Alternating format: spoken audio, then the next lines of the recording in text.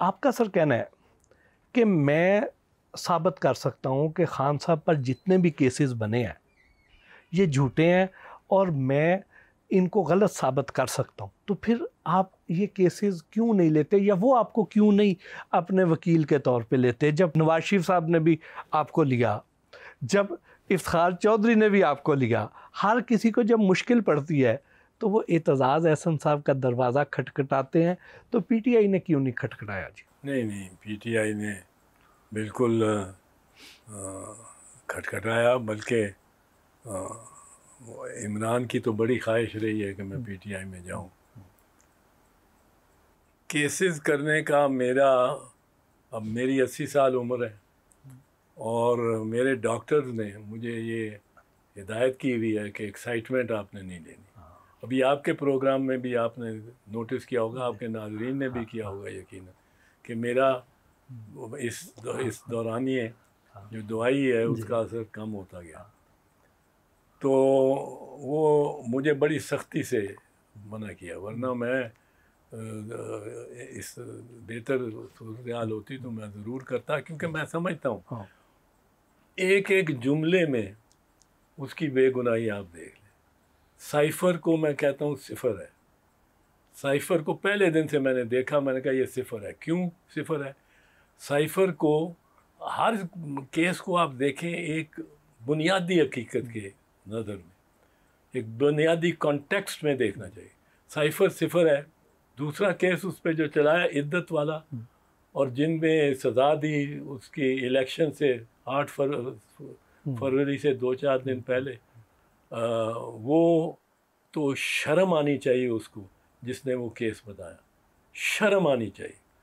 और ये ख़ातून जो कह दे वो फाइनल है। इस्लाम में पर्दा डालते हैं, और फिर इस किस्म की मिस्टेक। तो ये तीसरा तोशा खाना, वो जो घड़ी वाला था, वो घड़ी आपने किससे उसकी कौन गवाही दे रहा था जिसने उस घड़ी की मालियत की गवाही दी और वो घड़ी के जेन्युइन होने की? वो दे रहा था एक ऐसा शख्स जो कोई ना सुनियारा है, ना उसने सुनियारे का कभी काम किया है, कोई बिल्कुल गैर मुतल्लिक शख्स जिसका तल्लुक़ कभी उसने ना घड़ी वो देखी है ना कुछ, उसकी फ़ोटोकॉपी देखी है, और उस पर वो बुनियाद पे वो कह रहा है। वो तो केस वैसे ही गवर्नमेंट को उसकी कॉस्ट डालनी चाहिए थी। फिर ये अलकादर ट्रस्ट का आया, इसमें ये बेगुनाह है। इमरान भी ये कहना कि 190 मिलियन पाउंड ये बरतानिया का कोई भी इदारा ये 200, 250 या 300 मिलियन डॉलर बनता है। ये पाउंड में 190 है, ये 250-300 मिलियन डॉलर। ये इजाज़त दे कोई भी फाइनेंस की एजेंसी, जिस तरह इंटरनेशनल क्राइम्स एजेंसी है, उसने ये अपनी हदूद से ही बाहर, अपने रियासती हदूद से ही बाहर ये पैसा जाने दे, ये मुमकिन ही नहीं है जब तक वो इसको जायज़ ना समझे। वो जब्त करे वहीं और वहीं रखे, किसी के पास ना जाने दे, वो अपनी हदूद से बाहर। और फिर वो चेक ऐसा मिले जो इसको अकाउंट में डाल सके, कोई किसी भी अकाउंट में, पर वो किसी और अकाउंट में जो वो इत्तफाक है कि वो जो एजेंसी है बरतानवी नेशनल क्राइम एजेंसी, वो समझते NCA सॉरी, वो समझती हो कि ये गलत तरफ चला गया है, वो इसकी इजाज़त दे कि वो ऐसा चेक देगी कि जो जिस अकाउंट में चाहे ये डाल ले। अकाउंट में तो चला गया ना, अकाउंट में एक्सेप्ट भी हो गया। वहाँ बैंक भी बहुत बड़ा बैंक है, उस बैंक ने के अफसरान को ये नहीं पता कि ये अगर वो 200 मिलियन का 250 मिलियन डॉलर का चेक कोई आ रहा हो तो प्रेसिडेंट ऑफ द बैंक को भी पता लगता है। वो किसी एक ब्रांच के मैनेजर ने नहीं दे के रख लेना, इतनी पैसा मूव हो रहा हो। और इसके और भी बहुत दलाइल हैं, मैं इस वक्त मुख्तसर करता हूँ, पर एक मैं कहता हूँ ना, मोटी बात देख, मोटी बात जिस तरह फॉर इंस्टेंस एक मिसाल देता हूँ, मोटी बैकग्राउंड देखें कि ये कभी हो सकता है। अब इसी तरह जिस तरह बल्ले का निशान का केस, बल्ले का निशान ले लिया, ये ना सुप्रीम कोर्ट ने समझी, ना इलेक्शन कमीशन समझी, समझना चाहते नहीं थे। ये नहीं समझे कि ये निशान पार्टी का नहीं होता। कहते हैं तलवार निशान है या तीर निशान है पीपल्स पार्टी का, पीपल्स पार्टी का नहीं होता। वो निशान होता है उस वोटर का जिसको अपने कैंडिडेट में पहचानने में ये सहूलतकारी करता है निशान। मैं पोलिंग स्टेशन पे खड़ा हूँ, एक खातून आती है 65-70 साल की, वो आके कहती है, और होता रहा है मेरे से कई दफ़ा, कई हज़ारों मरतबा, वो आके कहती है, पुत्र मैं वोट पाना जाना है अंदर, तो 40 नावां विचों मैं ना किस तरह लभांगी। बिलावल ने मैं बीबी शहीद दे पुत्र नूं पाना है वोट, मैं कर्ज लाना है, तो वो उसको आप कहते हैं बीबी तू ना दा ना तो ए देख ए निशान होएगा, ए तीर उसते होएगा, ये ते जाके पा दे। वो तुहानू बुढ़ड़ी एक जफे भी पाँदी है, शुक्र भी कर दी, मैं अपनी बीवी दे पुत्र वोट पान जानी। ये निशान उन 75% लोगों का है, वोटरों का है। हर एक को आप नोटिस दें, हर एक को नोटिस दें। Legal method under the election act ये कि अगर उसको आपने वोट से की सलाहियत से महरूम करना है, वोटर लिस्ट से निकालना है, तो उसको आप नोटिस देंगे, उसको आप हियरिंग देंगे, उसको आप चार्जशीट देंगे कि आपने ये किया है कि आपको अब नहीं वोटर रख सकते, आपका ये निकल आया इंडियन पासपोर्ट, तो अब आप वोटर नहीं रह सकते पाकिस्तान। तो ये इसी तरह जो ब्रॉड चीज़ देखने वाली है, एक लोग नेशनल क्राइम एजेंसी ऐसा चेक दे देती है हुकूमत के हाथ में, जो इधर चाहे वो डाल दें। ये क्या बेवकूफ़ों की बातें हैं। ये इस तरह के केस इन्होंने बनाए हुए हैं। और फिर इमरान खान की ये उसकी जो क्लियरली उसकी शोहरत है, वो है कि उसने यूनिवर्सिटियाँ बनाई हैं, नमल यूनिवर्सिटी उसने बनाई है, उसने कार हाय खैर किए हैं, और कार हाय खैर में अब तीसरा बड़ा अस्पताल बन रहा है जैसा पाकिस्तान में या बड़े सगीर में नहीं है। और उसने उसने अगर पैसा खाना हो तो वो उसमें ना लालच हो उसको, तो इन अस्पतालों में ना होना है, अस्पताल के इंतज़ाम में वो हिस्सा नहीं लेता, अस्पताल के इंतज़ाम में हिस्सा नहीं लेता।